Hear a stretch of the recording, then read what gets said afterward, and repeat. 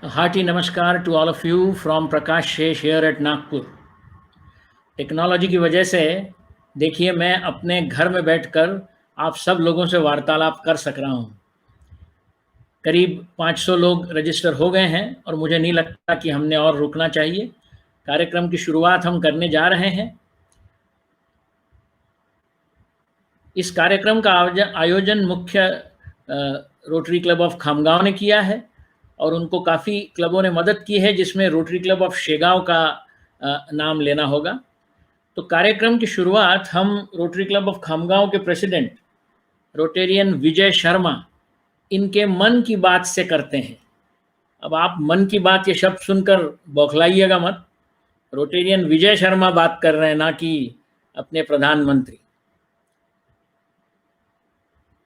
ये पहला मौका होगा विजय शर्मा जी का कि जो भाषण तो दे रहे हैं पर खुद श्रोता भी हैं। तो चलिए हम सुनते हैं रोटरी क्लब ऑफ खामगांव के प्रेसिडेंट रोटेरियन विजय शर्मा के मन की बात।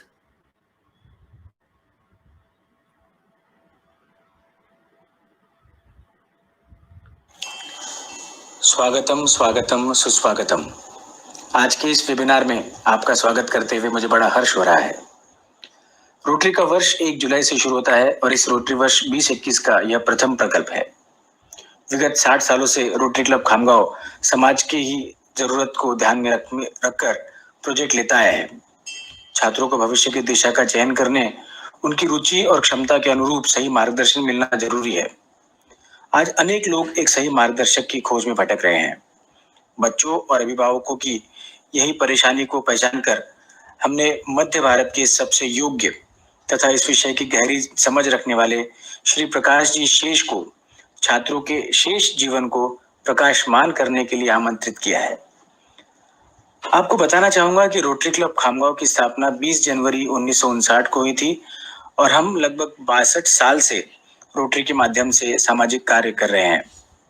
हमारे क्लब में 115 मेंबर्स हैं और हम हर साल वृक्षारोपण, ब्लड डोनेशन, रायला, eco friendly Ganpati, water harvesting, career counselling, मोतीबिंद ऑपरेशन, कवि सम्मेलन, मैराथन आदि कार्यों द्वारा समाज में अपना योगदान देते हैं। खामगांव रोटरी द्वारा गरीब बच्चों के लिए रोटरी इंग्लिश स्कूल तथा मतिमंद बच्चों के लिए एक स्कूल चलाई जाती है। लॉकडाउन के चलते यह साल हमने कैरियर गाइडेंस को वेबिनार का रूप दिया है ताकि ज्यादा से ज्यादा जरूरतमंद बच्चे और पेरेंट्स इसका घर बैठकर मुफ्त में लाभ ले सके। मुझे खुशी है कि इसमें 1500 से अधिक विद्यार्थियों ने रजिस्ट्रेशन किया और उम्मीद है आपको इस कार्यक्रम का बहुत अधिक लाभ होगा। आपका पुनश्च एक बार बहुत बहुत धन्यवाद और आपका स्वागत। बहुत बहुत धन्यवाद। धन्यवाद अध्यक्ष रोटेरियन विजय शर्मा जी, आपके शब्दों से बड़ी प्रेरणा मिलेगी। आज का ये प्रोजेक्ट करने में जिनका बहुत बड़ा योगदान रहा है वो प्रोजेक्ट चेयरमैन और उनके को चेयरमैन। प्रोजेक्ट चेयरमैन हैं रोटेरियन विनीत लोडाया और उनके को चेयरमैन हैं रोटेरियन करण चोपड़ा। तो हम लोग इनके भी मन की बात 1 मिनट के लिए सुन लें। Good morning, friends. First of all, I, Rotarian Vineet Lodaya, and my colleague Rotarian Karan Chopra, as project chairman for this amazing career counseling webinar, welcomes you all. With the objective of providing a little helping hand on biggest quest, what stream to choose after class 10th, Rotary Club of Khamgaon has come up with this webinar with legendary speaker and our past district governor, Mr. Prakash Ji Shesh, who will guide you all with his expertise. We are very grateful to Prakash Ji sir for his time today and overall contribution to Rotary International. Once again, we welcome all the parents and students who have registered with this event today and hope this will help you shape right career path. Lastly, small advice to all the students. Whatever you decide to do, make sure it makes you happy. Wish you all the very best for future. Thank you.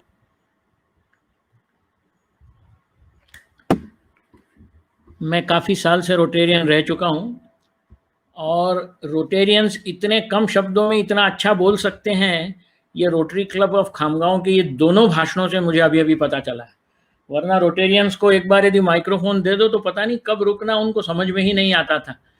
तो खैर धन्यवाद Vineet and Karan and also president Vijay Sharma ji. अब हम कार्यक्रम की शुरुआत करने जा रहे हैं। वक्ता का इंट्रोडक्शन या परिचय करना ज़रूरी होता है, तो मैंने शर्मा जी से कहा था कि आप मुझे सेल्फ इंट्रोडक्शन करने दें ताकि मैं आधे मिनट में 1 मिनट में अपने बारे में बता दूं, क्योंकि मेरा अनुभव ये है कि वक्ता की इंट्रोडक्शन कुछ भी हो, कितनी भी लंबी चौड़ी हो, श्रोतागण ये समझ ही जाए कि इसमें कितना पानी है। मैं प्रकाश शेष हूँ, नागपुर का ही रहवासी हूँ, कई साल नागपुर से बाहर भी रह चुका हूँ। मैंने IIT दिल्ली से MSc इन फिज़िक्स किया है 1972 में। उसके बाद मैंने MBA किया है IIM अहमदाबाद से 1974 में। उसके बाद करीब 10 साल मैं टाटा इंटरनेशनल फर्म में, कंपनी में डिविजनल मैनेजर के पद पर मैंने काम किया है। 1983-84 के समय मेरे मन में पता नहीं क्या भूत सवार आया, मुझे लगा कि कुछ अपना काम करना चाहिए, इसलिए मैं नागपुर वापस आया और मैंने अपनी फर्म क्रिएटिव बिजनेस टेक्निक्स की शुरुआत करी। तो आज हमारी फर्म को करीब 32-33 साल हो चुके हैं। इस फर्म में मैं और मेरी वाइफ ही सिर्फ पार्टनर्स हैं, इसलिए हमें कोई दिक्कत नहीं है। 3 मुख्य काम हम इस फर्म में करते हैं। एक तो है हम टेलीफोन इक्विपमेंट बेचते हैं और सर्विस करते हैं, यह हमारा सबसे पुराना काम है। पर मैं जिसमें सम्मिलित रहता हूँ या इन्वॉल्व रहता हूँ, यह काम मुख्य है। मैं मैनेजमेंट ट्रेनिंग करता हूँ। मेरे 700 से ऊपर आज मैनेजमेंट ट्रेनिंग के प्रोग्राम्स हो चुके हैं पिछले 20 सालों में। सीनियर मैनेजर्स से लेकर तो जिन स्टूडेंट्स को इंस्टीट्यूट में एडमिशन की ज़रूरत होती है वगैरह वगैरह, इस पूरे तबके को मैं मैनेजमेंट ट्रेनिंग देता हूँ। रोटरी में मैं काफ़ी एक्टिव रह चुका हूँ। जैसा अभी बताया था शर्मा जी ने, मैं 5 डिस्ट्रिक्ट गवर्नर भी इस डिस्ट्रिक्ट का हूँ, 3030 का। मुझे पब्लिक स्पीकिंग का काफ़ी शौक़ है। मैंने न्यूज़पेपर्स में करीब 350 से ज़्यादा आर्टिकल्स लिखे हैं और 1.5 साल पहले मेरी पहली किताब पब्लिश हुई जिसका नाम है in and out of the box. ये किताब इतनी अच्छी चल रही है कि हम अभी उसके 3रे रीप्रिंट पे हैं। तो आप में से कोई इंटरेस्टेड हो तो ज़रूर इस किताब को लेने की इंक्वायरी मुझसे कर सकते हैं। वो अमेज़ॉन पे भी मिलती है। उस किताब का नाम है in and out of the box और ऑथर ऑफ कोर्स प्रकाश शेष मैं ही हूँ। मेरी हॉबीज़ में फास्ट वॉकिंग, सिंगिंग और रैशनल थिंकिंग, ये 3 हॉबीज़ मेरी कही जा सकती है। मैंने कई इंजीनियरिंग कॉलेजेस में और मैनेजमेंट इंस्टीट्यूट्स में पढ़ाया है और एक मेरी एक्टिविटी जो पिछले समझ लीजिए 5-6 सालों से बड़ी सशक्त रूप से चल रही है, वह है इंटरव्यू का ट्रेनिंग देना।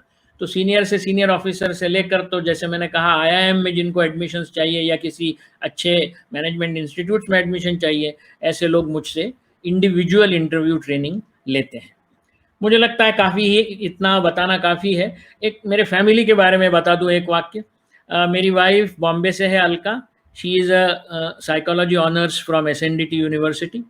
मेरा बड़ा लड़का अमित यहाँ से VJTI से उसने BTech किया था, फिर अमेरिका जाके उसने MS किया, वहीं PhD किया। अब वो बॉस्टन में नॉर्थ ईस्टर्न यूनिवर्सिटी में प्रोफेसर के रूप से काम करता है। कंप्यूटर्स डिपार्टमेंट में वो प्रोफेसर है। वो और उसकी फैमिली, मतलब पूनम उसकी वाइफ और दोनों हमारे नातिन, वो दोनों सब लोग अमेरिकन सिटीजन्स हो चुके हैं। मेरा छोटा लड़का नितिन पूना में रहता है, वो चार्टर्ड अकाउंटेंट है और वहाँ भी उसकी wife Shruti, she is a masters in law और हमें एक नाती वहाँ भी है। तो ऐसा हमारा परिवार है और आई होप यू अंडरस्टैंड कि कौन आपसे बात करने वाला है अगले 1 घंटे और कितना सीरियसली उसको लेना चाहिए। चलिए मैं अपने आज के कार्यक्रम का स्ट्रक्चर आपको बता देता हूँ। स्ट्रक्चर ऐसा रहने वाला है कि ज़्यादातर मैं हिंदी में बात करने वाला हूँ क्योंकि मुझे बताया गया है कि most of you are comfortable in Hindi, do you understand English also. So बीच बीच में मैं इंग्लिश में स्विच ओवर करूँगा, पर ज़्यादातर हिंदी और इंग्लिश के मिक्सचर में ही मैं बात करूँगा। हालांकि मेरी मदर टंग मराठी है, तो आप में से कोई चैट विंडो पे कोई सवाल पूछना चाहे मराठी में तो मुझे उससे कोई आपत्ति नहीं है। इस प्रेजेंटेशन के मैंने 3 सेक्शंस बनाए हैं। पहला सेक्शन रहेगा गाइडिंग प्रिंसिपल्स। गाइडिंग प्रिंसिपल्स मतलब इस पर्टिकुलर कार्यक्रम को चलाने के लिए या करियर काउंसलिंग और गाइडेंस का सबसे ज़्यादा आपको फ़ायदा हो, इसके लिए मैंने 8 आपको हिदायतें दी हैं।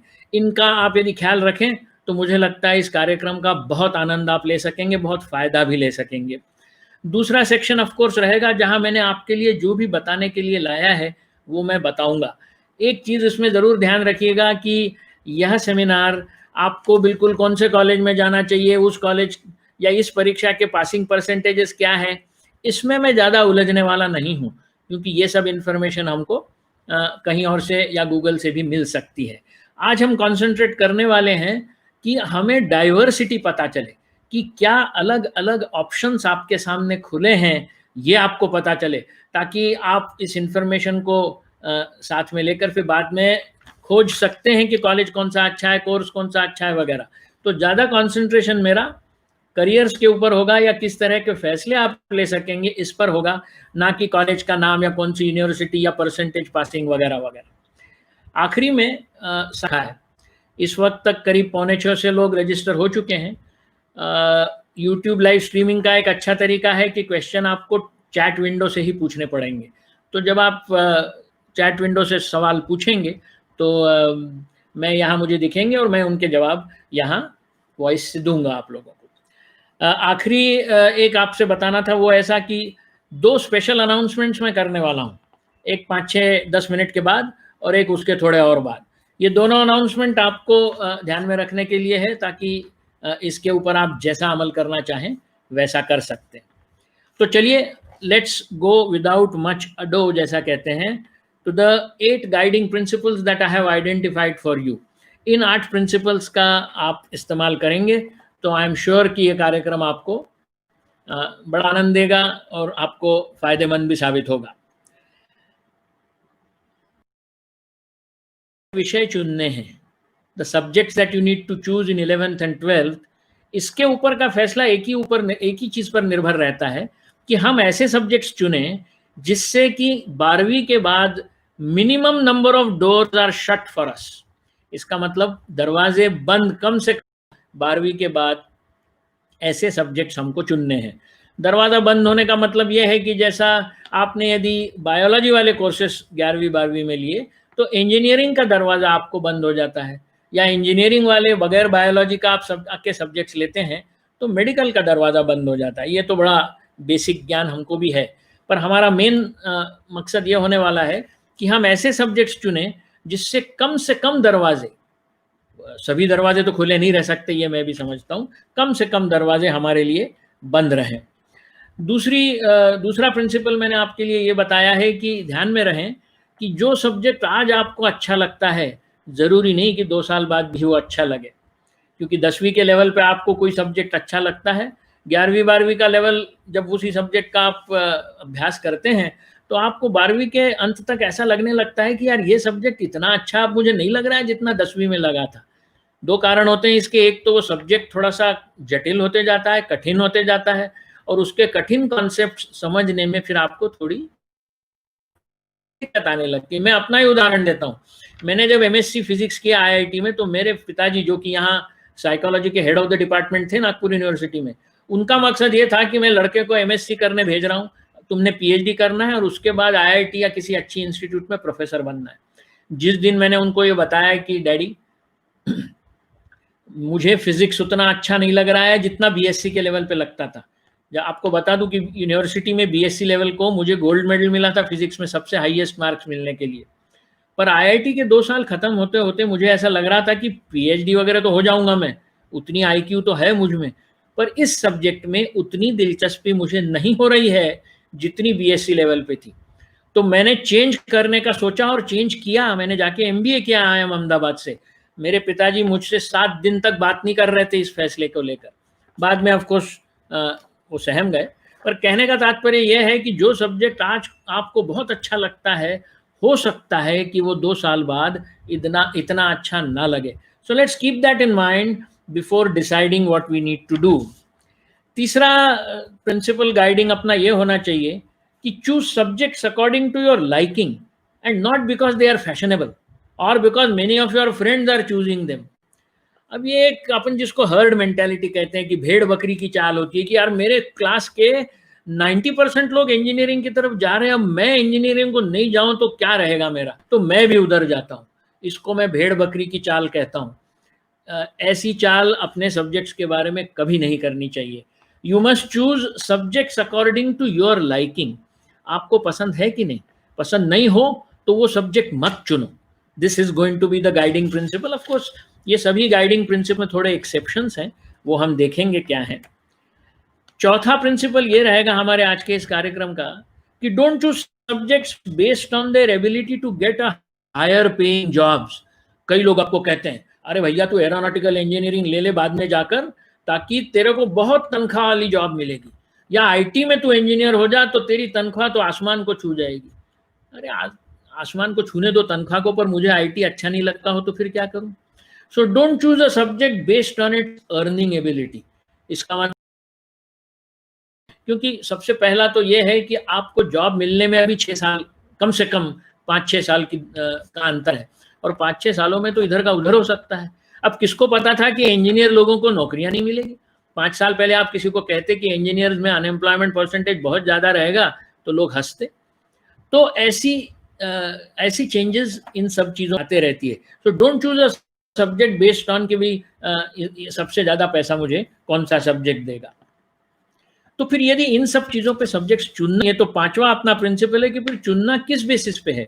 तो मैंने 4 आपके लिए पैरामीटर्स लाए हैं। You should choose your subject और योर वोकेशन, वोकेशन मतलब व्यवसाय जो आप आगे करना चाहते हैं, according to your aptitude, according to your personality, according to your interest and according to your skills. इन चारों चीज़ों के बारे में हम थोड़ी देर बाद बात करने वाले हैं, पर आप ध्यान रखें aptitude, personality, interest and skills, ये 4 चीज़ों का एक जगह जहां अंदेशा होगा उसी डायरेक्शन में हम निकल पड़ेंगे। ऐसा एक अगला प्रिंसिपल कई लोगों को पसंद नहीं आता मैं जब उनको बताता हूं।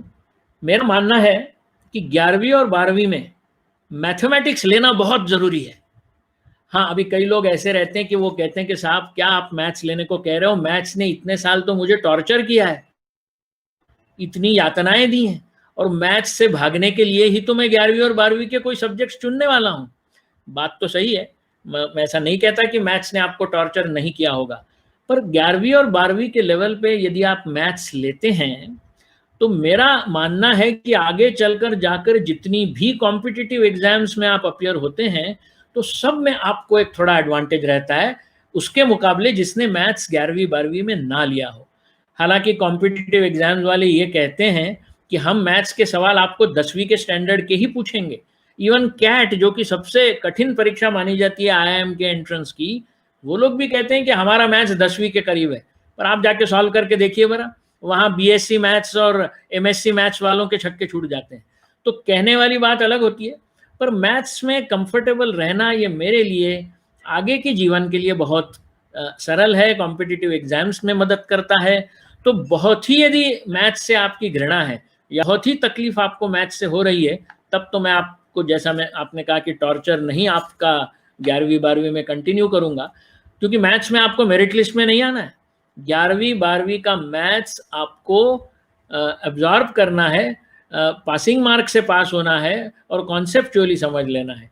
तो ये मेरा एक गाइडिंग प्रिंसिपल रहेगा कि हो सके तो मैथ्स 11वीं 12वीं में जरूरी है। जैसे मैंने ये कहा कि सब्जेक्ट्स और वोकेशन चूज करने में वो 4 फैक्टर्स एप्टीट्यूड, पर्सनैलिटी, इंटरेस्ट और स्किल्स हैं। सिमिलरली जो भी चॉइस हम लोग करते हैं, हालांकि 11वीं 12वीं के चॉइस से कोई तुरंत हमको ये नहीं मिलने वाला है, पर इसका दूर दूर तक असर हमारे करियर पे होगा, हमारे वोकेशन पे होगा।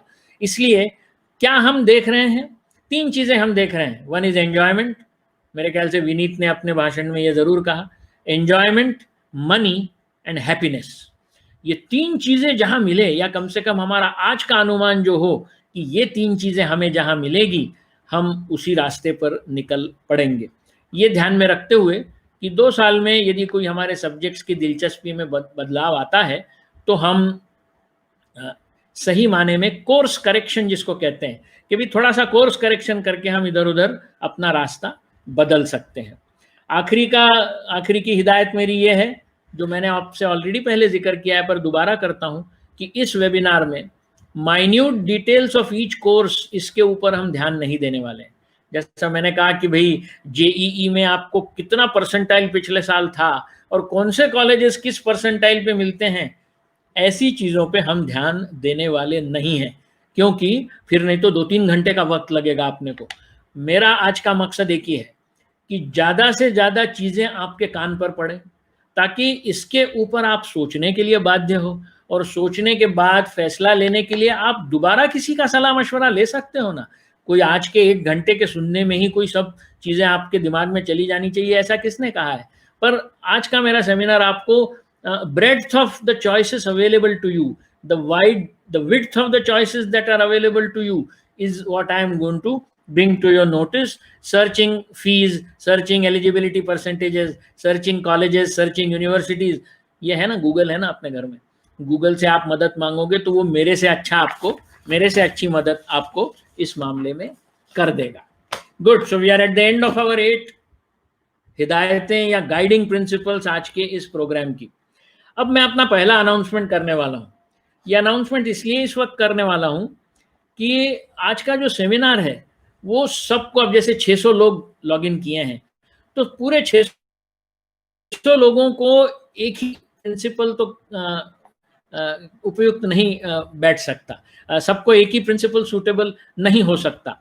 तो इसके लिए हमारे पास और खामगांव के कई लड़कों ने ये हमारा तरीका अपनाया है आज तक।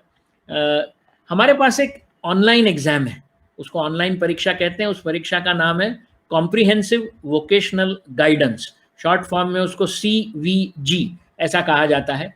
आज तक पिछले 8 सालों में हमने 10,000 से ज़्यादा लोगों को ये परीक्षा दी है, आप जैसे छात्राओं को। ये ऑनलाइन टेस्ट है, इसलिए आप जहाँ बैठे हैं वहीं से ये ऑनलाइन टेस्ट कर सकते हैं।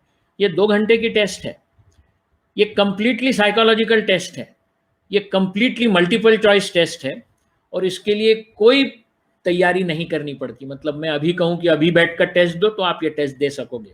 No prior preparation is required for these tests.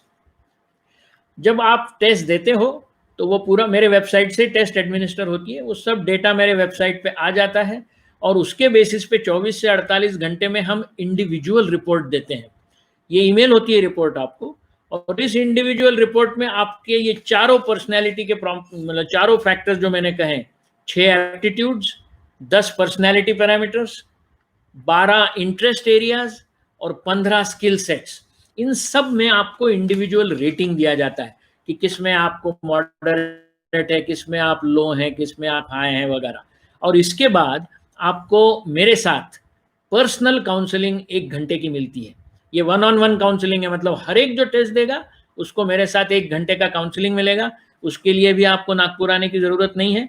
ये काउंसलिंग इसी तरह ऑनलाइन होगा, आप उधर आप और आपके पेरेंट्स बैठे रहेंगे और इधर मैं रहूँगा।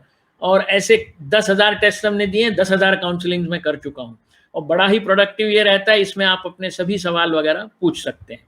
अब पते की बात इसमें यह है कि नॉर्मली इस टेस्ट की कॉस्ट, मतलब test plus counselling, normal cost is 3,000 rupees.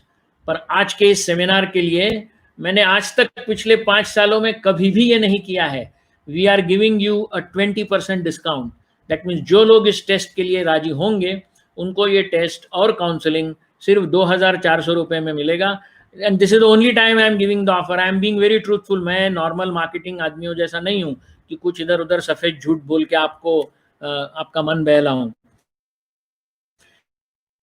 तो ये ऑफर जो मेरी है ये इवनिंग तक है।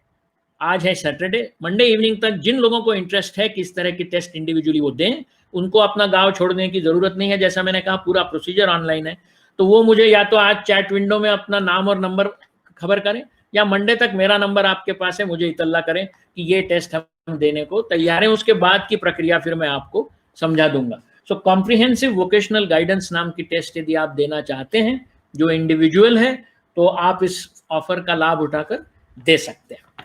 चलिए, let's go get into now the meat of what I have come to share with you today. जाहिर है 3 स्ट्रीम्स हैं।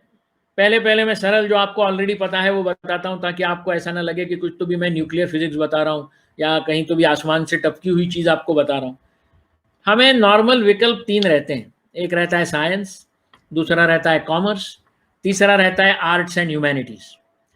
तो साइंस में आपको पता है you have a choice of PCMB, computers and vocational subjects, ठीक है ना, मतलब वोकेशनल सब्जेक्ट्स कई स्कूलों में मिलते हैं। कॉमर्स में आपको सब्जेक्ट्स रहते हैं accountancy, book keeping, secretarial practice, economic, mathematics वगैरह वगैरह। और आर्ट्स में भी बहुत लंबी फहरिस्त रहती है, sociology, history, economics, literature, philosophy, political science, psychology, geography, और कुछ यूनिवर्सिटीज़ में आर्ट्स में भी मैथ्स एंड स्टेटिस्टिक्स सम्मिलित किया जाता है। सो देयरफॉर ये मेन 3 स्ट्रीम्स अपने पास हैं। तो चलिए सबसे सरल स्ट्रीम से अपन शुरू करते हैं जिसके बारे में अपने को इन्फॉर्मेशन अभी है, और मुझे नहीं लगता कि कोई ऐसी बहुत नई इन्फॉर्मेशन आपको ये शुरू के 2-4 मिनटों में मिलने वाली है।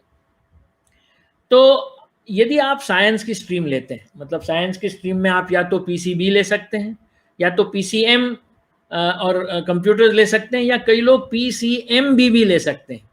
हालांकि PCMB थोड़ा कठिन जाता है क्योंकि आपको दोनों तरफ कंसंट्रेट करना पड़ता है। तो आप में से जिन लोगों को थोड़ा सा झुकाव है टेक्निकल सब्जेक्ट्स की तरफ, वो लोग फिर B ना लें, PCM लेकर आगे चल सकते हैं। तो PCM लेकर आगे चलने में क्या क्या विकल्प अपने सामने खड़े होते हैं? इंजीनियरिंग का तो विकल्प है, उसमें 10 ब्रांचेज हैं अलग अलग, वो मैं उसका जिक्र नहीं करूँगा क्योंकि उसका जिक्र आप लोगों को तो पता ही है कि मेरे बताने से क्या होने वाला है कि एरोनॉटिकल भी है, केमिकल भी है, ये सब आप लोगों को पता है।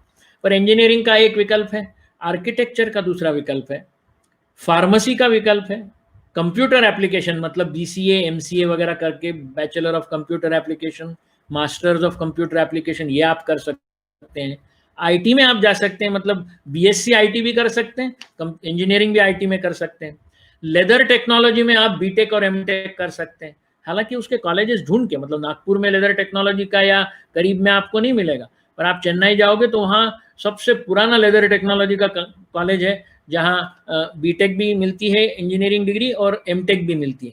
ये आपको साइंस के बाद के स्पेशलाइजेशन से। और 2 नई चीज़ें हैं जो शायद आप लोगों ने कभी कंसिडर नहीं करी होगी, उनको मैं कहता हूँ merchant navy and nautical sciences. जिन लोगों को मर्चेंट नेवी, मतलब ये अपनी इंडियन आर्म्ड फोर्सेस वाली नेवी नहीं है, हालांकि काफ़ी सिमिलर है, पर मर्चेंट नेवी मतलब जो शिप्स चलाते हैं कॉमर्स के लिए, सामान इधर से उधर ले जाने के लिए वगैरह वगैरह, तो मर्चेंट नेवी में ऑफिसर्स के कई पोजीशंस होते हैं। और नॉटिकल साइंसेस मतलब जो टेक्निकल साइड नहीं रहती, वो डेक के ऊपर काम कर लिए हैं।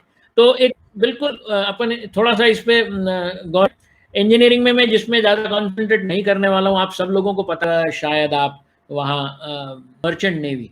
तो मर्चेंट नेवी में आप टेक्निकल साइड में जाना चाहते हैं तो मरीन इंजीनियरिंग का एक 4 साल का कोर्स है 12वीं के बाद।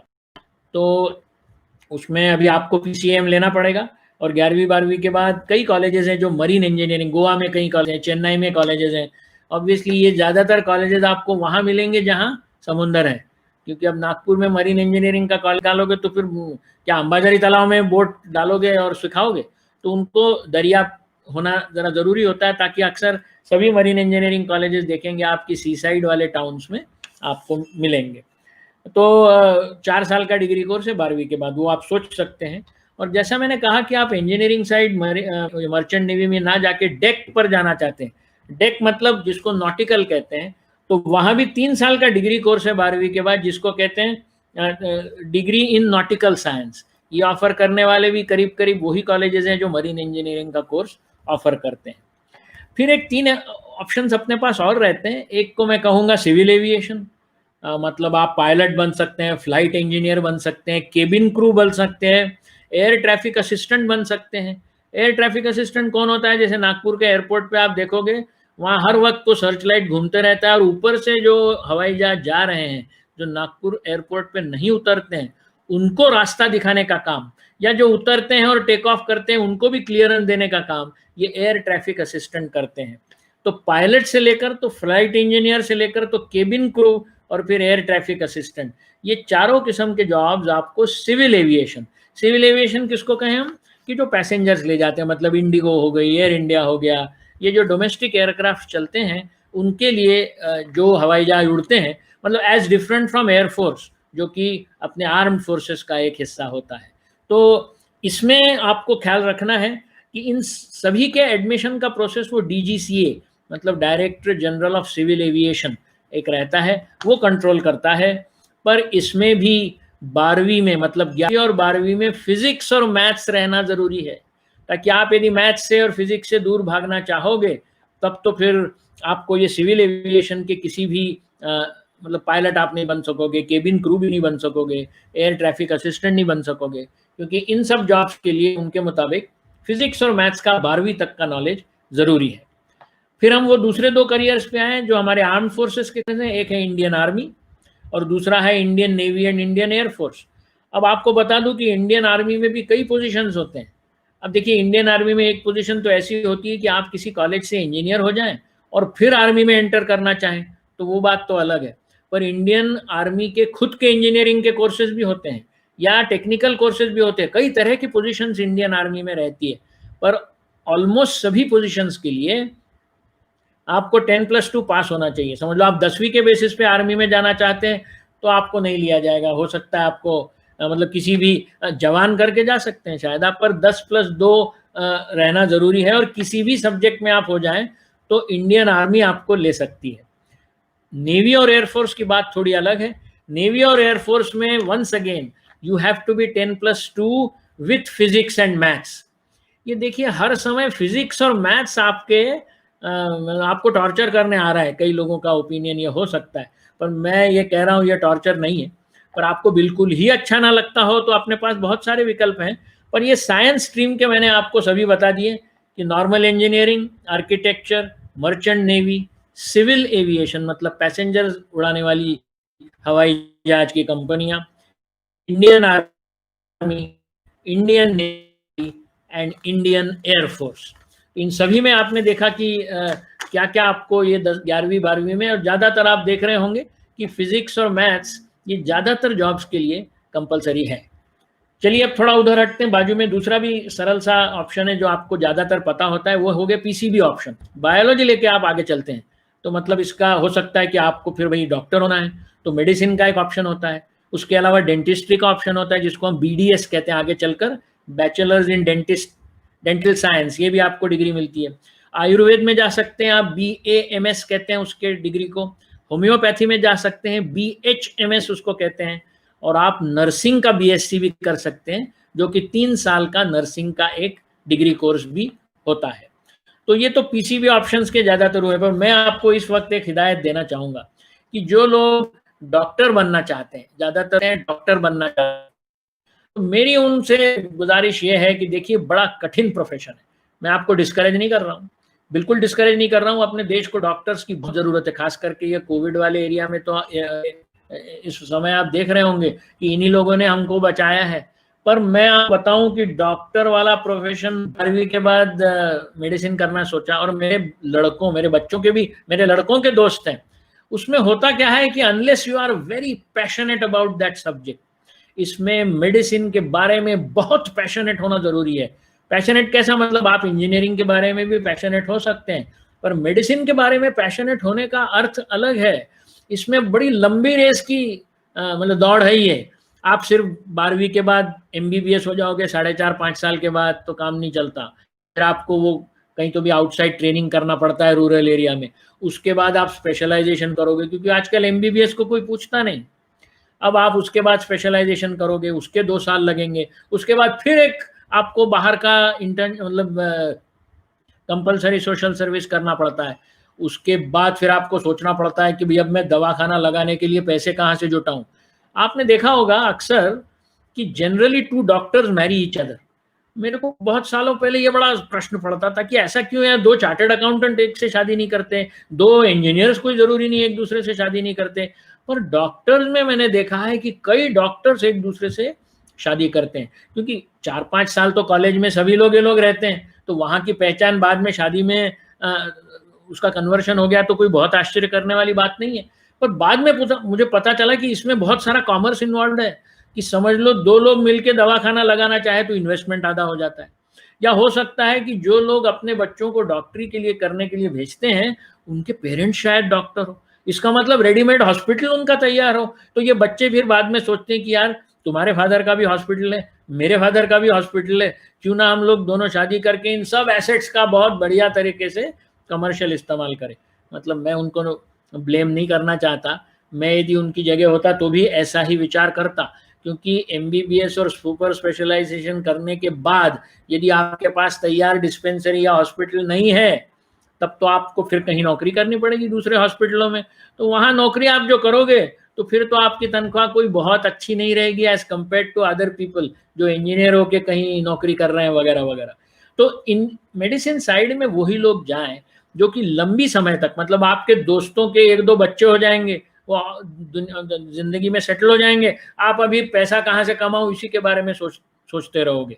तो जिनको ये भावना ठीक लगती है, जो लोग इस भावना से एडजस्ट खुद को कर सकते हैं, जिनको मेडिसिन में दिलचस्पी भी है, इन सब चीज़ों का जहाँ एक जगह होना ज़रूरी है, तभी आप मेडिसिन पे जाइए। वरना मैंने कई लोग देखे हैं कि जो बड़े मायूस हो जाते हैं कि मैं अभी तक सेटल ही नहीं हो पाया ज़िंदगी में, मेडिसिन अच्छा ज़रूर है मुझे पर मैं सेटल नहीं हो पाया।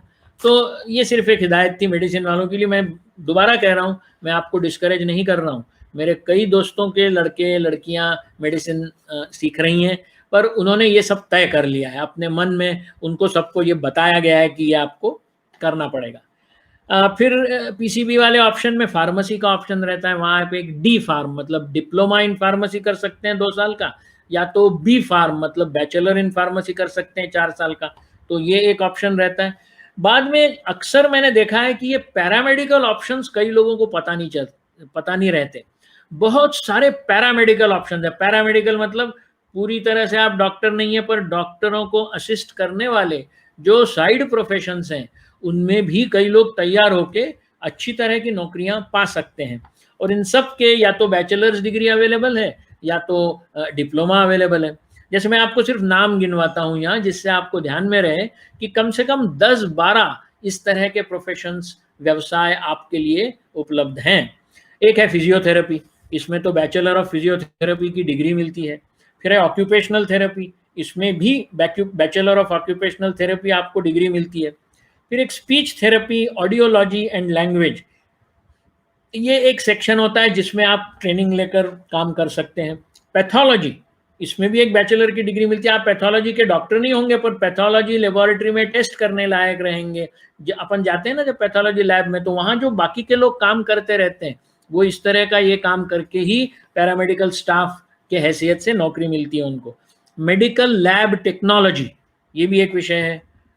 ओटी टेक्नोलॉजी मतलब operation theatre technology. Operation theatre में वो सर्जन ऑपरेट तो ज़रूर करता है, पर उसकी मदद करने के लिए वहाँ काफ़ी लोग रहते हैं, तो वो भी आपको करना है। खुद नहीं का, उसके पास कई असिस्टेंट्स होते हैं, और वो होने के लिए आपको क्वालिफाइड होना ज़रूरी होता है। Optometry related to your eyes, prosthetic related to your, radiography related to X ray machines, dental hygiene, ये तो बताने की जरूरत नहीं है, dental technology, dental mechanic, health inspector. आप गवर्नमेंट में हेल्थ इंस्पेक्टर बनना चाहते हैं तो भी जरूरत नहीं, एमबीबीएस या कोई करने की जरूरत नहीं है। हेल्थ इंस्पेक्टर बनने के लिए अलग आपके पास लेवल है। चलो ठीक है, अभी ये इंजीनियरिंग और मेडिसिन वाले 2 ऑप्शंस तो हमने देख लिए।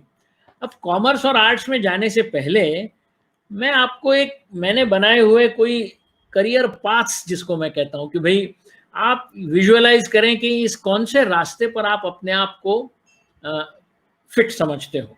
तो आपको जैसे मैं बोलूंगा वैसे समझ में आ जाएगा। मैंने 7-8 ऐसे पाथ्स बना रखे हैं। इन सभी रास्तों का एक बड़ा मुख्य गुण ये है कि आप कोई भी सब्जेक्ट्स ले सकते हो 11th-12th में, पर इन रास्तों पे फिर भी चल पड़ सकते हो। मतलब it's not necessary that you take a certain section or you take a certain number of subjects in order to go on these paths. So I call these as paths which are free for all of us to go or all of you to go. चलिए पहला मैं देखता हूँ, मेरा आजकल का चहेता profession है टू बिकम अ टीचर। 10-15-20 साल पहले मास्टर बनने के लिए, जिसको हम मराठी में मास्टर कहते हैं, उनको जरा ऐसे ही देखा जाता था कि यार ये क्या लोग हैं।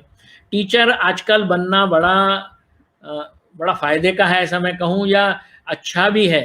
टीचर मतलब मैं कह रहा हूँ कि सबसे ऊपर के लेवल से हम शुरू करें कि आपने कोई सब्जेक्ट लिया, उसमें ग्रेजुएट हुए, उसके बाद पोस्ट ग्रेजुएट हुए, उसके बाद पीएचडी हुए, और उसके बाद आप कहीं हो सकता है असिस्टेंट प्रोफेसर करके लग जाए, उसके बाद एसोसिएट प्रोफेसर बने, उसके बाद प्रोफेसर बने। तो ये एक रास्ता बड़ा अच्छा है।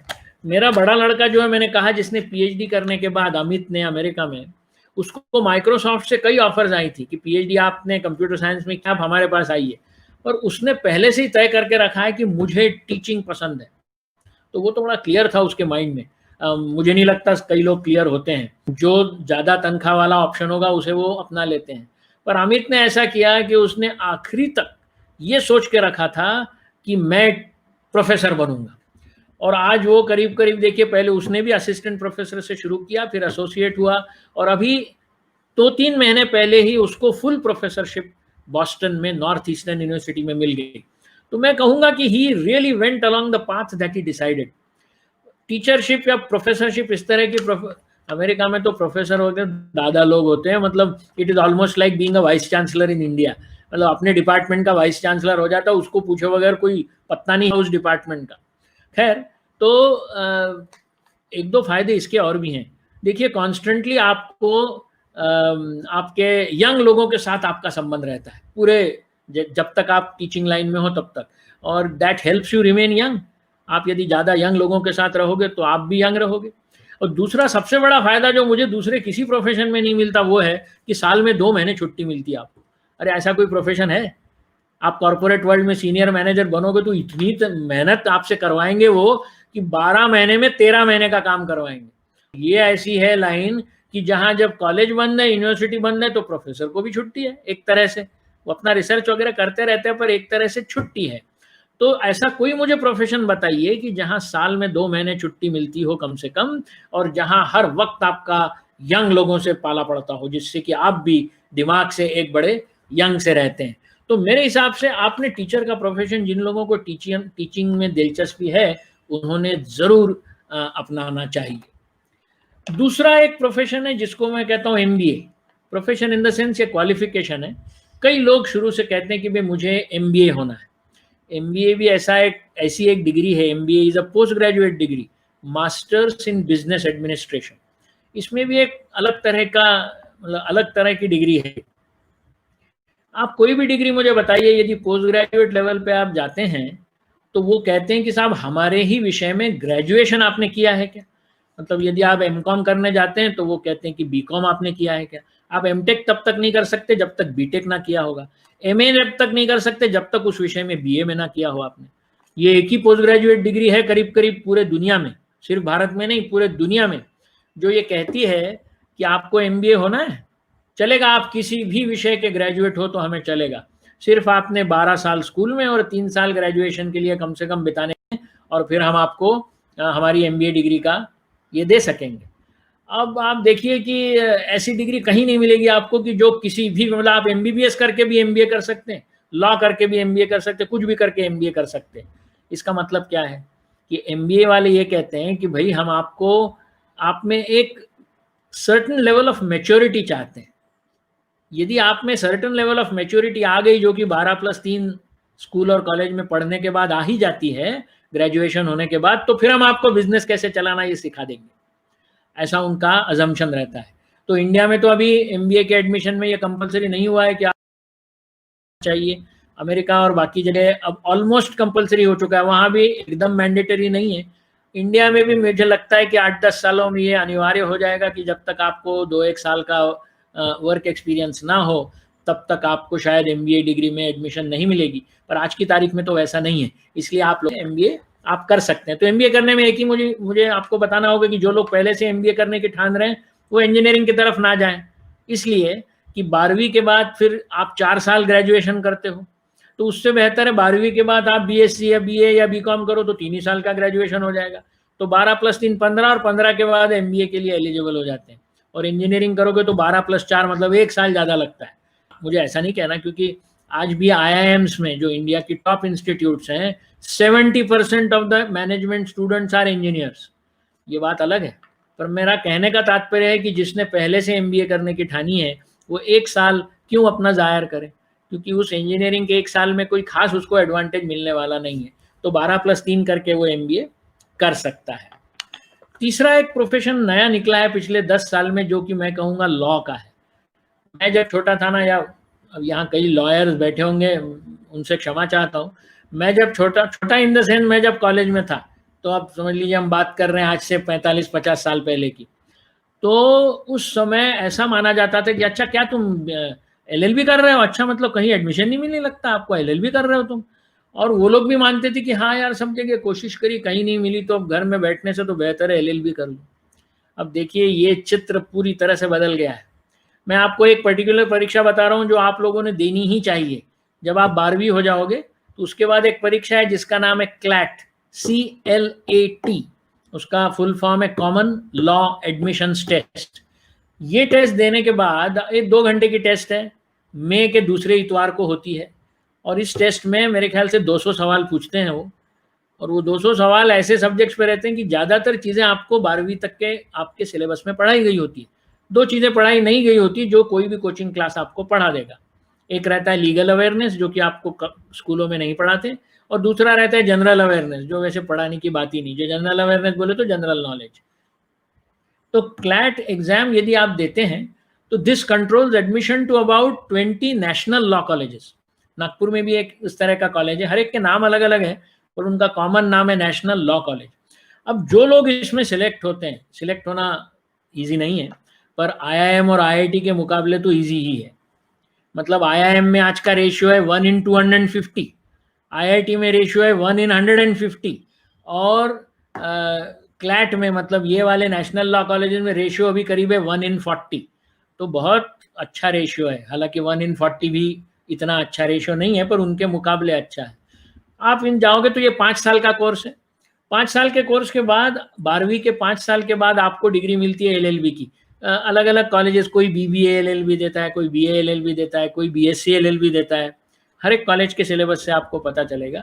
और उसके बाद कोई वकालत नहीं करता। हालांकि वकालत आप कर सकते हो, उस LLB की डिग्री के बेसिस पे इंडिया में कहीं भी वकालत कर सकते हो, पर कोई वकालत इसलिए नहीं करता क्योंकि ज़्यादातर बड़े कंपनियां इन नेशनल लॉ कॉलेजेस के प्लेसमेंट सीजन में जाके वहां के ग्रेजुएट्स को उठाते हैं। आपको पता है लास्ट ईयर की एवरेज सैलरी क्या थी 12वीं के 5 साल बाद?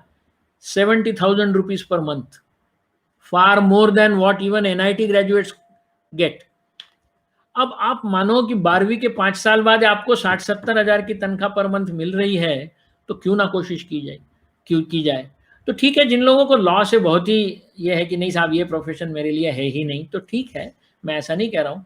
पर जिन लोगों को थोड़ी भी उसकी तरफ दिलचस्पी है, क्योंकि जरूरी नहीं कि आप सिलेक्ट हो जाओ, पर ये क्लैट वाला अल्टरनेटिव 2 घंटे की एग्जाम देने का अल्टरनेटिव, आप जब 12वीं में जिस साल रहोगे, मतलब आप अभी 2020 है, 2022 की जो क्लैट होगी इसमें आप जरूर शरीक हों, और उससे इन नेशनल लॉ कॉलेजेस में एडमिशन लेने की कोशिश करो। क्योंकि ये बड़े कंपनीज में आप एक असिस्टेंट मैनेजर, लीगल वगैरह इस तरह के पोजीशन पे जाओगे, और मैंने तनख्वाह आपको बताई, आज की तारीख में it is much better than engineers.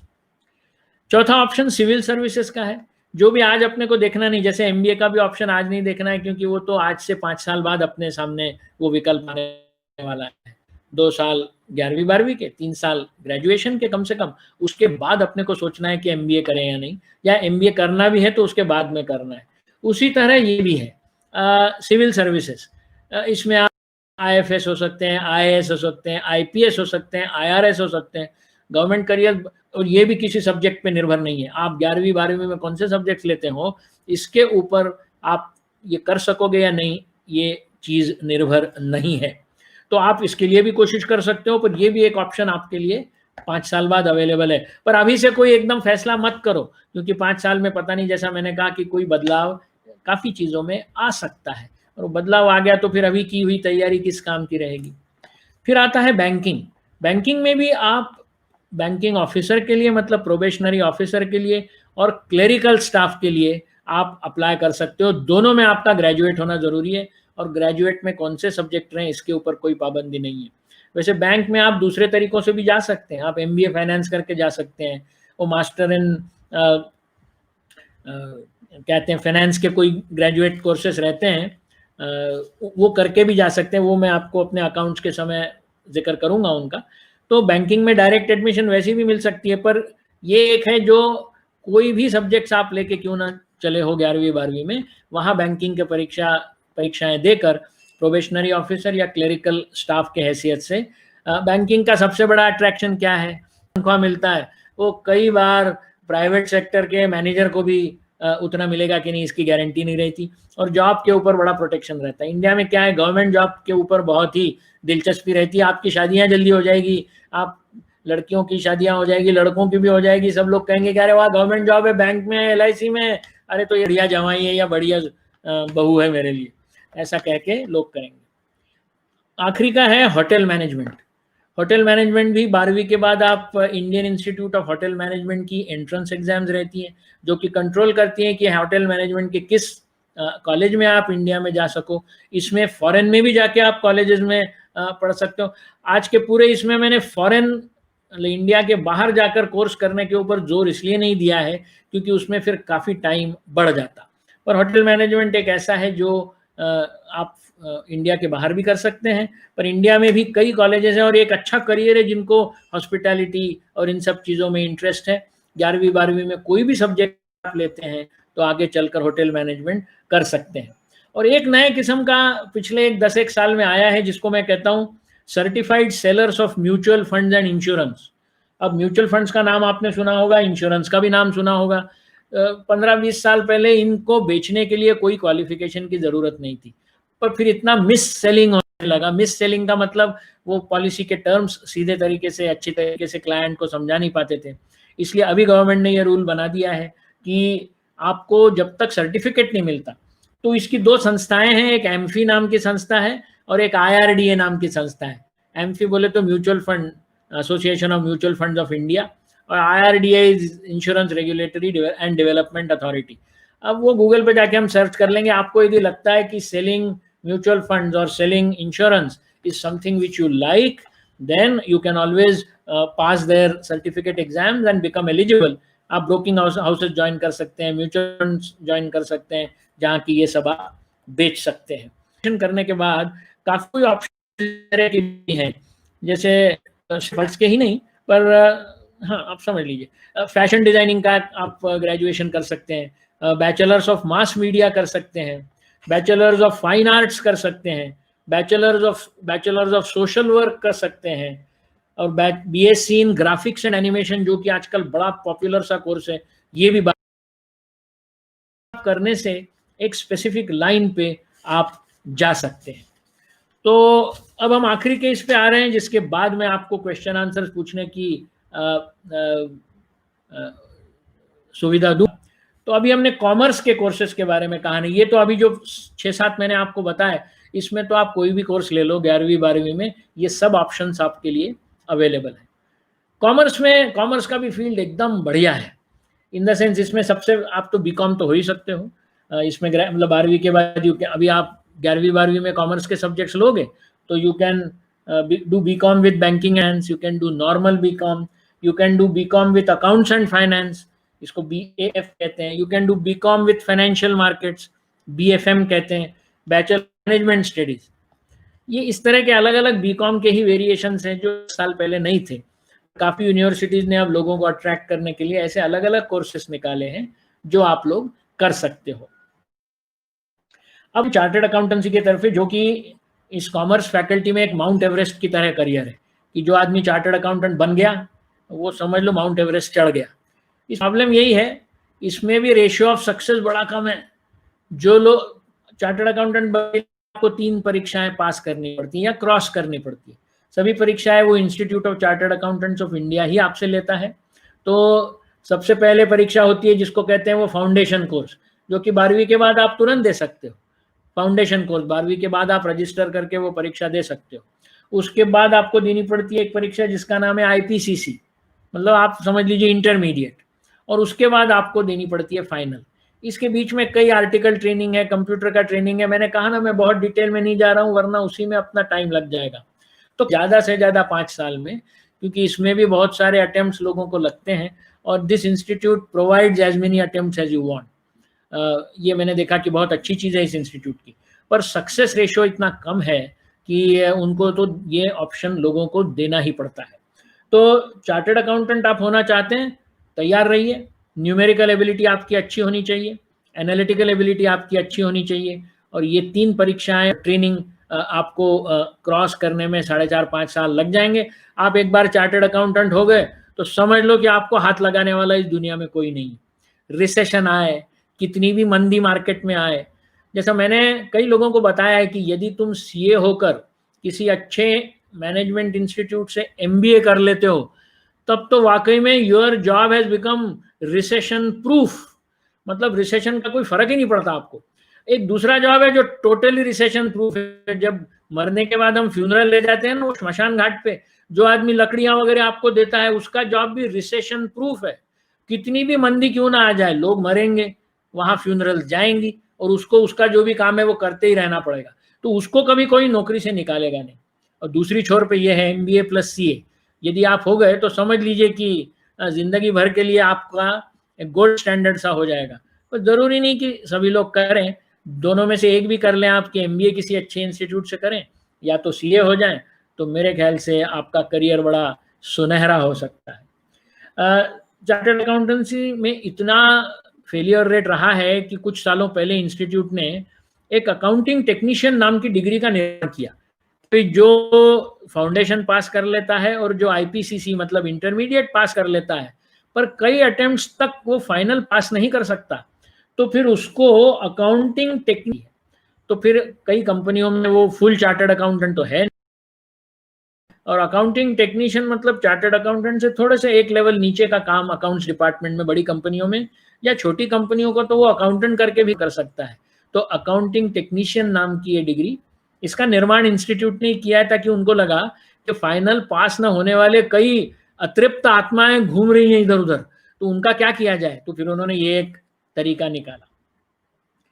इसमें कंपनी सेक्रेटरी वाला भी ऑप्शन आपको है कॉमर्स वाले में, कि उसमें भी 3 स्टेजेस हैं, फाउंडेशन, एग्जीक्यूटिव, प्रोफेशनल। उसमें भी करीब 4 साढ़े 4 साल लगते हैं। Company secretary is also an extremely well paying job, and इनमें भी कभी रिसेशन नहीं रहता, क्योंकि हर एक बड़े कंपनी को लीगल कंप्लायंस के लिए कंपनी सेक्रेटरी रखना अनिवार्य है। सो इस तरह के काम करते हैं। ये भी कॉस्ट एंड वर्क्स अकाउंटेंट है, यहाँ भी फाउंडेशन, इंटरमीडिएट, फाइनल, ऐसे 3 स्टेजेस हैं। तो कॉमर्स में आप जाओगे तो ये ऑप्शन है आपको, एक तो या तो फुल सीए बनिए, या फिर अकाउंटिंग टेक्नीशियन बनिए, या फिर कंपनी सेक्रेटरी बनिए, या तो फिर कॉस्ट एंड वर्क्स अकाउंटेंट बनिए। ये सब ऑप्शंस आपको कॉमर्स की फैकल्टी में भी अवेलेबल है।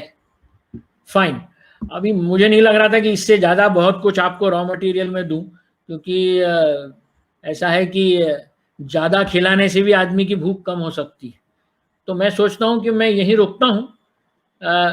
मैंने आज का अप्रोच स्ट्रीम वाइज लिया है, और बीच में एक सेक्शन में आपको उन प्रोफेशंस या वोकेशंस के बारे में जिक्र किया है कि जहाँ कोई भी सब्जेक्ट्स आप 11th-12th में लेते हो, तो जाहिर है कि आप वो 7-8 प्रोफेशंस, मतलब एक बार मैं दोबारा उनके नाम पढ़वा देता हूँ ताकि आपको ख्याल में रहे।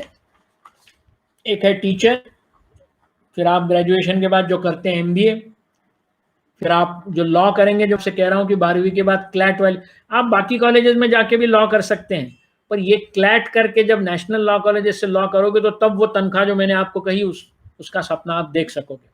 सिविल सर्विसेज में जा सकते हैं आप, फिर बैंकिंग में जा सकते हैं, होटल मैनेजमेंट में जा सकते हैं, और म्यूचुअल फंड्स और इंश्योरेंस का सेलिंग भी करने के लिए खुद को आप क्वालिफाई करवा सकते हैं। बाकी फिर साइंस और मेडिसिन, आर्ट्स और कॉमर्स, इनके भी बाकी मैंने आपको एक बेसिक आपको बता दी है, ताकि आप चॉइस करने के लिए विचार कर सकें। मतलब I am just providing you some raw material, और इस रॉ मटेरियल से फिर आप लोग अपना फैसला ले पाओगे। Okay, now I am throwing it open for question and answers. यदि आपको कोई सवाल है जो मैंने जो बताया उसके ऊपर कोई यदि सवाल है, तो आप अपने चैट विंडो में सवाल डालिए। यदि मैं उस सवाल का जवाब अभी दे सका तो अभी दे दूंगा, और यदि उस सवाल का जवाब मुझे किसी वजह से ना आ रहा हो तो मैं आपसे कहूँगा कि मुझे आप ये करें, अपना नंबर दे दें, और मैं आपको उस सवाल का जवाब 1-2 दिनों में रवाना कर दूंगा। तो अभी एक सवाल मुझे दिख रहा है कि सर सबसे अच्छा सेक्शन कौन सा है? अरे भाई वही तो कह रहे हैं, रामायण के पूरा रामायण बताया मैंने कि सबसे अच्छा सेक्शन अलग अलग लोगों के लिए अलग अलग हो सकता है। किसी के लिए कॉमर्स हो सकता है, किसी के लिए साइंस हो सकता है। वो जो मैंने आपको हमारी 2 घंटे की टेस्ट, इसमें हम आइडेंटिफाई करते हैं और रिकमेंडेशन भी करते हैं कि आपको इस वाले कंपल्शन नहीं रहता, इज बेटर आर्किटेक्चर और इंटीरियर डिजाइनिंग।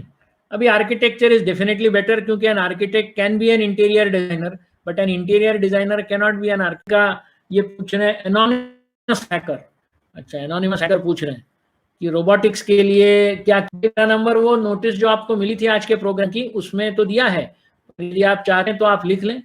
नंबर है 9823042334। मैं अपना नंबर यहाँ चैट 9823042334, ये मेरा नंबर है। आप कभी भी इस नंबर को कांटेक्ट कर सकते हैं। चैट हो जाता है ना, इस नंबर को आप कांटेक्ट कर सकते हैं किसी भी चीज के लिए। नहीं आला? हाँ ठीक है। शुभम कोई है, वो कह रहे हैं कि please tell alternative options of MBBS. MBBS के ऑल्टरनेटिव मतलब मैंने आपको जो बताया कि देखिए, एक तो आप डेंटिस्ट्री में जा सकते हैं, मैं दोबारा बताता हूँ आपको, पीसीबी के ऑप्शंस जो हैं, आप मेडिसिन में जा सकते हैं तो एमबीबीएस हो गया, डेंटिस्ट्री में जा सकते हैं जो बीडीएस कहलाता है, आयुर्वेद में जा सकते हैं जिसको बीएएमएस कहलाता है, होम्योपैथी में जा सकते हैं जिसको बीएचएमएस कहें, और फिर आप नर्सिंग में भी जा सकते हैं जो कि बीएससी का 3 साल का कोर्स है। इससे ज़्यादा और ऑप्शन हैं तो हम सर्च कर सकते हैं। बाकी sir please share your number, वो तो मैंने कर दिया। एमबीबीएस के ऑप्शंस भी बता दिए हैं। और कुछ है sir, which branch is good for civil service. आप अभी इसके बारे में मत दिमाग को तकलीफ दो, क्योंकि ये 5 साल बाद आपको ऑप्शन आने वाला है। अभी आप 11वीं 12वीं में इतना समझ लो कि आपको यदि सिविल सर्विसेज की तरफ जाना है तो मतलब ये वेदांत साताव पूछ रहे हैं, तो आप अभी कोई भी सब्जेक्ट्स ले सकते हैं, उस पर कोई पाबंदी नहीं है। फिर ये कौन पूछ रहे हैं, राजेंद्र छोटावे, सिविल जॉब्स, सिविल मतलब ये संस्था जो आप कह रहे हैं जो कि रेटिंग करती है, तो उसके जॉब्स के लिए आपको कोई भी ग्रेजुएट होना ज़रूरी है, और आगे वो उनके जैसे ऑप्शन आते हैं वहाँ आप जा सकते हो। Can you tell us about arts and software, Renu Bhattar पूछ रही है। आर्ट्स एंड सॉफ्टवेयर का क्या मतलब है? एक मैंने बैचलर ऑफ फाइन आर्ट्स वाला डिप्लोमा कहा था, जिसका सबसे इंडिया का अच्छा कॉलेज कौन सा, वो बॉम्बे का कॉलेज है, टाइम्स ऑफ इंडिया के बिल्डिंग के बाजू में, मैं भूल रहा हूँ उसका नाम, एकदम ध्यान में नहीं आ रहा है मेरे। वो सबसे फेमस कॉलेज है फाइन आर्ट्स का इंडिया में, तो आप वहाँ जा सकते हैं। पर आर्ट्स एंड सॉफ्टवेयर में ज़रा समझा नहीं कि आर्ट्स का इस्तेमाल 2 डिग्रीज में होता है, एक तो आर्किटेक्चर में और दूसरा फाइन आर्ट्स में। आगम जैन पूछ रहे हैं सर बिजनेसमैन के टिप। अरे ये तो बड़ा ही ब्रॉड सवाल हो गया भाई, और ये करियर रिलेटेड नहीं है। अब बिजनेसमैन के टिप आप पूछोगे तो मुझे क्या पता कि आप पानीपुरी का बिजनेस लगा रहे हो या स्टील बनाने का लगा रहे हो। हर एक के लिए टिप्स अलग अलग होते हैं, और वो MBA वाले 2 साल लेते हैं वो सामान आपको सिखाने में, तो अपने इस चैट विंडो से मैं कैसे आपको सिखा पाऊंगा? तो I am sorry, that's too broad a question, I will not be able to answer it. फिर what is the scope for culinary arts, ये कौन पूछ रहा है?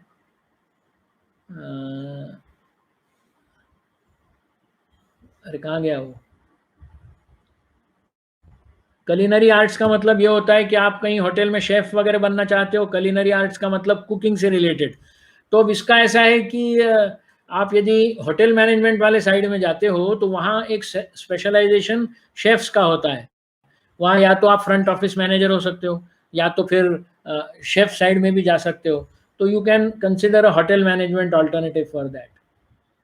वेदांत साटाव पूछ रहे हैं which branch is good for civil service. ये तो मैंने जवाब ऑलरेडी दे दिया है। IAS के लिए कब से प्रिपरेशन करनी होगी? IAS के लिए आपके ग्रेजुएशन के 1 साल पहले आप प्रिपरेशन शुरू करो, मतलब सेकेंड ईयर में जब रहोगे ग्रेजुएशन के, तब से आप प्रिपरेशन शुरू कर सकते हो।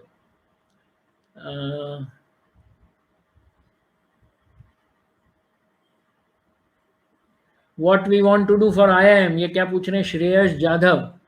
What we want to do for IIM मतलब शायद आपको पूछना है कि IIM में एडमिशन के लिए क्या करना चाहिए। तो इसका जवाब ऐसा है कि भैया IIM में एडमिशन मिलते समय आपको हर वक्त plan B, plan C, plan D, क्योंकि IIM में एडमिशन सिर्फ 1% लोगों को मिलती है। यदि 100 लोग कैट की परीक्षा देते हैं तो एक आदमी IIM में पहुंचता है, तो बचे हुए 99 तो होशियार रहते ही हैं और उनको चांस नहीं मिलता। अब थोड़ा सा परसेंटेज बढ़ गया है क्योंकि ज़्यादा IIMs निकल चुकी हैं, पर फिर भी आपको प्लान बी सी डी तैयार रखना चाहिए।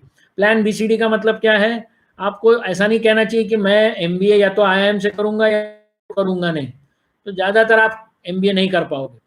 बेहतर ये होगा कि आप अपना लक्ष्य लगाइए इंडिया 100, बहुत सारी स्कूल्स हैं इंडिया में, ऊपर के 100 बिजनेस स्कूल्स आप यदि उनमें से कहीं से भी मैं यदि MBA कर सका तो मुझे मिल जाएगा। इस तरह से आप यदि सोचोगे तो मुझे लगता है IIM की, और IIM की प्रिपरेशन आपको कैट में होती है, एक अच्छे से कोचिंग क्लासेस ज्वाइन करके IIM की प्रिपरेशन फिर कर सकोगे।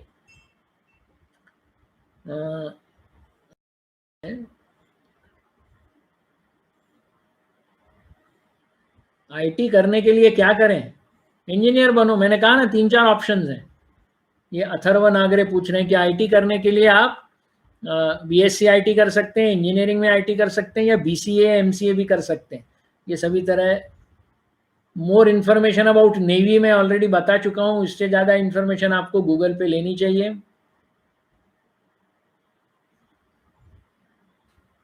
इसके बाद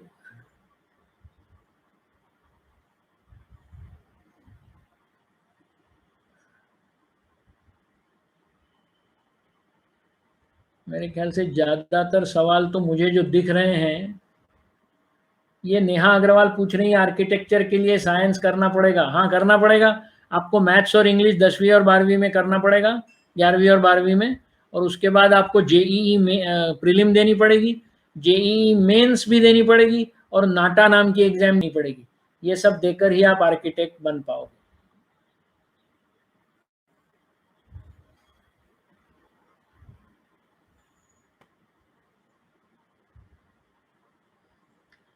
हे विष्णू मुळे कोण आहे ते म्हणतात ते आत्ता तो क्वेश्चन विचारू नको, म्हणजे हे कोणाला तरी दुसऱ्याला सांगतात आहे बहुतेक, तर ठीक आहे विचारू नको म्हटल्यावर मी आता त्या प्रश्नाचं उत्तरही देऊ शकत नाही आहे। कुठला प्रश्न तुमच्या मनात होता काय माहिती। सबसे अच्छा सेक्शन कौन सा है, मतलब मेरे स्टॉक का सेक्शन, अरे भाई तीनों सेक्शन मेरे ही बच्चे हैं, सभी अच्छे हैं सेक्शंस। पर ये सवाल आपने क्यों पूछा मुझे पता नहीं, इससे कोई आपके करियर में तो मदद नहीं हो रही है। ओके, मैं अब फिर से नीचे जाता हूँ, मुझे लगता है कि सभी सवाल मैंने हैंडल कर लिए हैं, पर इसमें से कोई बच गया हो। अब राजेश इंगे कह रहे हैं सर इंजीनियरिंग के बारे में बताइए। अरे भाई इंजीनियरिंग के बारे में क्या बताऊं, 4 साल लगता है उनको पढ़ाने में, और इंजीनियरिंग के कई ब्रांचेस हैं, तो वो आप अपनी ब्रांच देखिए। क्या होता है कि इंजीनियरिंग की एंट्रेंस एग्जाम जैसे JEE प्रीलिम है, वहाँ आपको जैसे मार्क्स मिले तो उस मार्क्स के लिए और अपनी ब्रांच मिलती है। जितने अच्छे मार्क्स मिले उतना आपके चॉइस का ऊपर का कॉलेज और आपके चॉइस की ऊपर की ब्रांच मिलेगी। वो ऑप्शन पूछते हैं और उस ऑप्शन के मुताबिक आपको आपके मार्क्स के मुताबिक मिलते हैं, और फिर आप JEE मेंस करोगे तो उससे आपको NITs और नई IITs निकली है वहाँ से मिलेंगे, उनके चॉइसेस मिलेंगे। और आप यदि पुरानी IITs में एडमिशन चाहते हो जैसे दिल्ली, खड़गपुर, कानपुर, मुंबई, पवई, तो फिर आपको JEE एडवांस देकर उसके मेरिट लिस्ट के मुताबिक आपको IIT और उसके ब्रांचेस मिलेंगी, तो उतने अच्छे आपको ऑप्शंस मिलेंगे। ऋषभ द्विवेदी पूछ रहे हैं कि रिसर्च फील्ड की अपॉर्चुनिटी, रिसर्च फील्ड की कई अपॉर्चुनिटीज है। एक तो अपॉर्चुनिटी आप यदि PhD करोगे तो वो है, दूसरी अपॉर्चुनिटी जो शायद मैंने बोली नहीं, वो बायोटेक्नोलॉजी के फील्ड में काफ़ी रिसर्च बेस्ड स्टडीज़ होती हैं।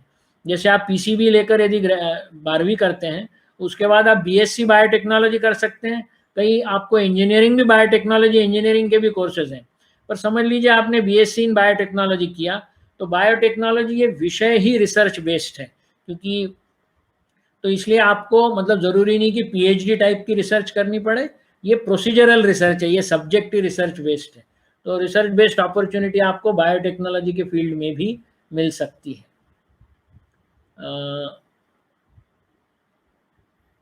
सिविल जॉब्स, मुझे लगता है ज़्यादातर। Sir what about online marketing?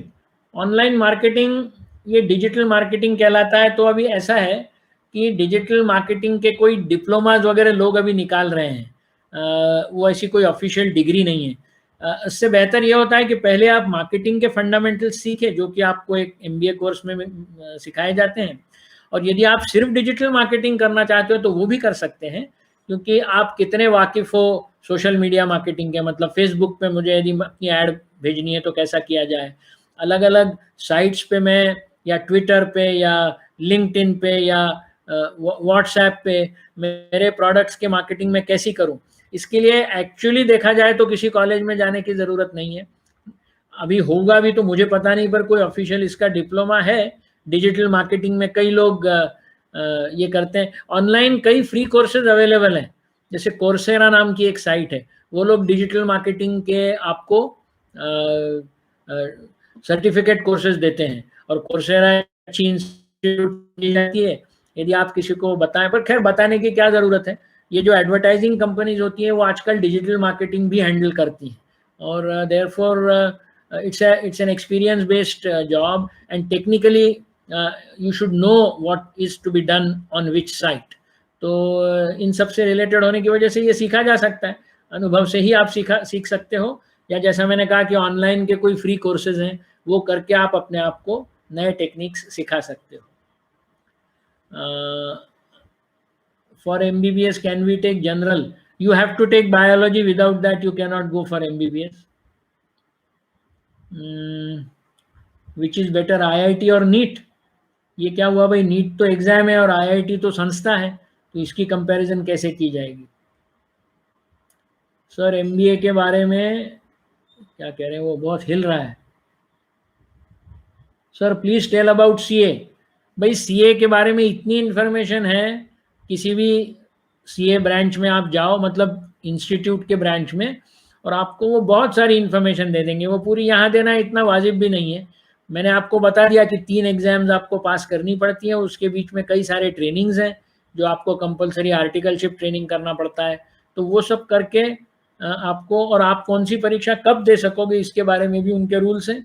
सिर्फ पहली परीक्षा जो फाउंडेशन वाली है वो तुरंत 12वीं के बाद आप दे सकते हो, और जब तक वो हर एक परीक्षा में आप क्वालिफाई नहीं होते तब तक उसके बाद वाली परीक्षा आप नहीं दे सकते। ऐसा उनका एक बेसिक स्ट्रक्चर है। What about YouTuber? यूट्यूबर होने के लिए कोई डिग्री या डिप्लोमा की ज़रूरत नहीं है मेरे ख्याल से। आप यूट्यूब ज़्यादा से ज़्यादा लाइक्स मिलाने के लिए कोई कंटेंट बनाएं, या ज़्यादा ये मिलाने के लिए किसी और को तैयार करें। अब एक मेरी अनाउंसमेंट रह गई आपको बताने की, करीब 200 लोग हैं अभी भी साइट पे, तो मेरी एक गुजारिश है आपसे, अनाउंसमेंट कम है, गुजारिश ज़्यादा है। मेरा यूट्यूब का चैनल है जिसका नाम है, आप प्रकाश शेष करके यूट्यूब में ढूंढेंगे तो it will take you to my channel. पर उस चैनल का नाम है in and out of the box. जो मेरे किताब का नाम है वही इस चैनल का नाम है, in and out of the box. अभी इस चैनल पर जाकर मेरे कई वीडियोज़ हैं, मैं बड़े क्यूरियोसिटी वीडियोज़ उनको कहता हूँ, 3 मिनट 3.5 मिनट के, नहीं तो भी कम से कम 15 वीडियोज़ वहाँ मैंने रखे हैं, और हर 2 हफ्ते में एक वीडियो मैं अपलोड करता हूँ। आप वो वीडियोज़ भी देखिए, उसका आनंद भी लीजिए। जैसा एक सवाल है मेरे उन वीडियोज़ में कि मंदिर में जाके हम प्रदक्षिणा क्यों लगाते हैं, उसके पीछे का कारण क्या है। तो कई लोग मैकेनिकली प्रदक्षिणा लगाते हैं, उनको ये पता ही नहीं रहता कि प्रदक्षिणा मैं क्यों लगा रहा हूँ। इस तरह के कई, जिसको मैं कहता हूँ जिज्ञासा पूर्ति के वीडियोज़ हैं। तो मेरा मकसद ये है, या मेरी रिक्वेस्ट आपसे ये है कि वो मेरे चैनल पे जाइए और सब्सक्राइब करिए। अभी कुछ तो भी 830 या 840 सब्सक्राइबर्स वहाँ ऑलरेडी हैं, और मुझे 1000 का आंकड़ा पार करना है। उसका मकसद भी मैं आपको बता देता हूँ, ताकि ऐसा कुछ नहीं है 1000 का आंकड़ा पार करने से मुझे 10 लाख रुपए नहीं मिलने वाले। 1000 का आंकड़ा मैं जैसे पार करता हूँ, तो जैसे यूट्यूब स्ट्रीमिंग अभी मैं लैपटॉप से कर रहा हूँ, तो यूट्यूब फ़ोन से यदि यूट्यूब स्ट्रीमिंग करने की अनुमति उन्हीं को देता है जिनके चैनल में 1000 से ज़्यादा सब्सक्राइबर्स होते हैं। तो बस 150 का फासला बचा है। तो मेरी गुजारिश आपसे है कि आप जाकर प्रकाश शेष करके यूट्यूब चैनल में ढूंढिए, और फर्दर मेरे चैनल का नाम है in and out of the box. तो इस चैनल को ढूंढिए और वहाँ जाके सब्सक्राइब करिए, तो जिससे मेरी संख्या 1000 को क्रॉस कर जाए तो काफ़ी मतलब मुझे तो मज़ा आएगी, पर मुझे आपको धन्यवाद भी देना होगा। पॉलिटेक्निक के बारे में नहीं बताया, बराबर है, मैंने नहीं बताया पॉलिटेक्निक के बारे में। पॉलिटेक्निक आप कर सकते हो, पर बाद में जाकर आपको या तो नॉन टेक्निकल डिप्लोमा आप लेते हैं या टेक्निकल डिप्लोमा लेते हैं, तो उसी तरह की नौकरियां। वैसे पिछले 2-3 सालों से पॉलिटेक्निक से पास हुए लोगों को काफ़ी महत्व मिला है। कई लोग पॉलिटेक्निक का रास्ता चुनते हैं जिनको बहुत ऊपर तक पढ़ाई में नहीं जाना रहता है, टेक्निकल चीज़ों में वो लोग जाते हैं। रोबोटिक्स तो हो गया है, okay sir. What about pilot? Pilot का मैंने बता ही दिया आपको। पायलट में आपको 12वीं में मैथ्स और फिजिक्स रहना ज़रूरी है, वरना पायलट नहीं बन सकते आप। एरोनॉटिकल इंजीनियरिंग आपको तभी करते आएगा, वो इंजीनियरिंग की ब्रांच है, तो जिस भी आईआईटी या इंस्टीट्यूट में मिलती है वहाँ यदि आपको मार्क्स ठीक मिले जेईई में और वो ब्रांच मिली तो फिर आप एरोनॉटिक इंजीनियरिंग कर सकते हो।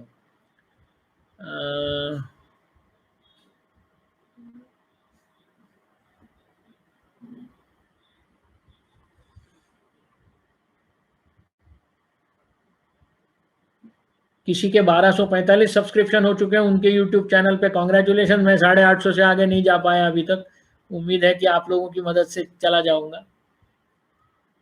What about pilot? वो तो हो गया।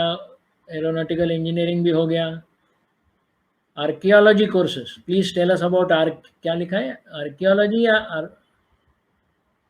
एक मिनट, मुझे वो हिल रहा है काफ़ी।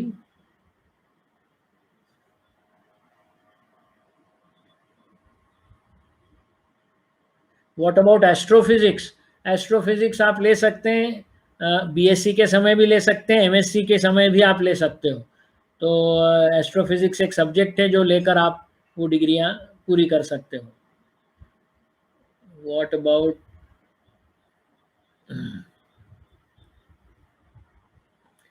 कलेक्टर का बता दो? कलेक्टर बोले तो सिविल सर्विसेज है।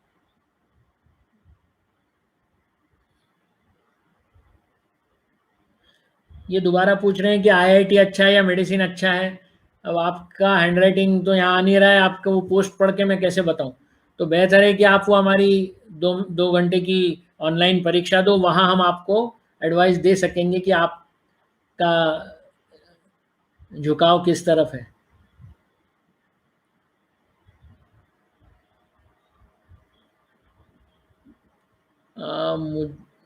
Please share post graduation from where? Singing career के बारे में बताओ। अरे भाई, सिंगिंग एक कोर्स रहता है, आप BA in music, MA in music वगैरह हो सकते हो, पर that does not guarantee you a career. Singing के करियर के लिए आपका गाना, ये जो म्यूजिक डायरेक्टर्स हैं उन लोगों को पसंद आना पड़ेगा। मतलब आप संगीत, बीए और एमए के म्यूजिक तो हजारों लोग समाज में हैं, पर वो पैसा नहीं कमा पा रहे हैं अपने इस गाने के बेसिस पर। तो therefore making a career and getting a degree are two different things. What about dietitian? Dietitian is one of those paramedical courses कह सकते हो आप, जिसमें आप मेडिसिन के साइड तो जा रहे हो पर एमबीबीएस नहीं हो रहे हो।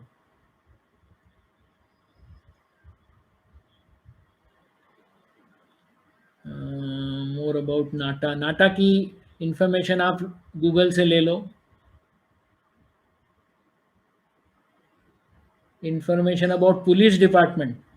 हाँ, पुलिस डिपार्टमेंट के भर्ती के बारे में सच्ची में ना मुझे भी पता नहीं है, ज़रा मुझे पता करके देखना पड़ेगा कि पुलिस डिपार्टमेंट में या तो आप बड़े लेवल पे आना चाहते हो तब तो सिविल सर्विसेज की एग्ज़ाम देके आईपीएस का ऑप्शन देकर आप पुलिस सर्विस में ज्वाइन कर सकते हो। पर यदि आपको जवान बनना है, मतलब ऑर्डिनरी पुलिसमैन बनना है, कांस्टेबल बनना है, तो एक्चुअली मुझे भी पता नहीं। वो लोग जब भी भर्ती डिक्लेयर करते हैं उस वक्त आपको जाके, मुझे नहीं लगता कौन से सब्जेक्ट्स आपने लिए है उसका कोई माने वहाँ है।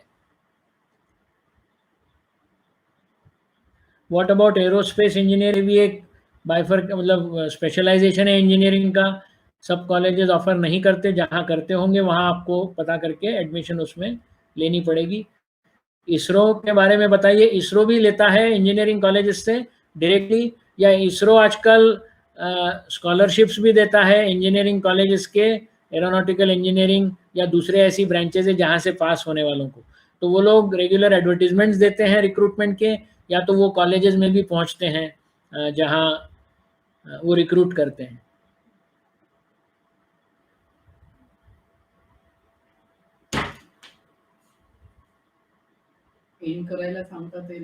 हाँ, चलिए मेरे ख्याल से अब कार्यक्रम की समाप्ति की तरफ हमने बढ़ना चाहिए, क्योंकि काफ़ी लोगों के, सब लोगों के सवाल चालू ही रहेंगे, मुझे खुद को नहीं समझेगा कि कब ये करूं। तो एक ऑफिशियल कार्यक्रम का समापन होगा, उस वक्त एक official vote of thanks Rotarian Rahul Khandelwal जो कि सेक्रेटरी हैं रोटरी क्लब ऑफ खामगांव के, उनका ऑफिशियल वोट ऑफ थैंक्स हम सुनते हैं और फिर कार्यक्रम खत्म हुआ ऐसा डिक्लेयर करते हैं। तो 1 मिनट में उनका रिकॉर्डिंग जो मेरे पास है वो 1 मिनट में लगाता हूँ।